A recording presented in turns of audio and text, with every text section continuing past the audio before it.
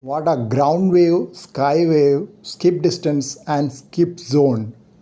These are terms which are often discussed while talking about amateur radio propagation. Electromagnetic waves emanating from the radio, which travels along the surface of the earth, are known as ground waves. They have a limited range and are useful for communication at lower end of the radio spectrum. Sky waves are those electromagnetic waves which travel towards the sky and, depending on the frequency, may get reflected back to the earth. The minimum distance at which the sky wave reaches the earth from the radio is known as skip distance. Distance from the range of the ground wave and the minimum skip distance at which the sky wave can be received is known as the skip zone or dead zone. The skip distance depends on the angle at which the radio wave reaches the ionosphere, layer of the ionosphere where it gets reflected, ionization status of the layer, and the transmitted frequency. In general, higher frequencies have higher skip distance, so that 14 MHz signal makes a longer hop than 7 MHz signal. That is why 7 MHz is popular for local contacts, while 14 MHz is popular for DX or long distance communications. Critical frequency is the maximum frequency at which total internal reflection occurs from the ionosphere. Higher frequencies travel further outwards without getting reflected back to the earth.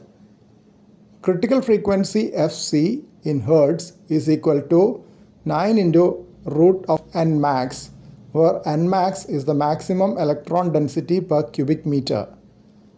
Maximum usable frequency MUF is dependent on the angle of incidence theta. MUF is equal to critical frequency divided by cos theta. There is also an optimum frequency or OWF, which is 0.85 MUF. Maximum usable frequency and optimum working frequency are with reference to communication between two given points at given time. Ground wave is mostly useful for medium wave broadcast. Medium waves reaching the D layer of the ionosphere is absorbed and does not get reflected. As discussed earlier, D region disappears at night and the signals may reach the higher layers of the ionosphere and get reflected. That is why we are often able to hear medium wave stations at higher distance at night but not during day. Ground wave coverage is more at lower frequencies. Typical range of a medium frequency may be 100 miles, while it may be just a mile or two at frequencies higher than 10 MHz. Short waves usually penetrate the D layer and reaches the E layer, where it is reflected and is received beyond the skip distance. Higher frequencies penetrate the E layer and reach the F1 layer, where it is reflected. As this reflection occurs from a higher region, the distance at which it is received is greater, with a longer skip distance, as discussed in difference in transmission range for 7 MHz and 14 MHz. When the frequency is higher than that can be reflected by the F1 layer, it reaches the F2 layer of the ionosphere.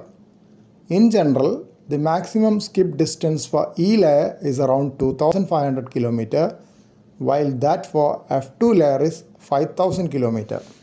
This can change depending on the level of ionization between day and night, as well as other conditions which change the level of ionization. Sky wave reaching the ground can get reflected back to the sky and take multiple hops with diminishing intensity, as reflection from the ground is lossy, unlike reflection from the ionosphere.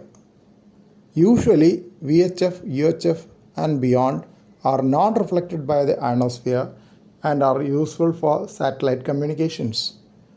Terrestrial communications at those frequencies are limited to line of sight transmissions, except in unusual conditions like sporadic key, trans-equatorial, and auroral propagations discussed earlier.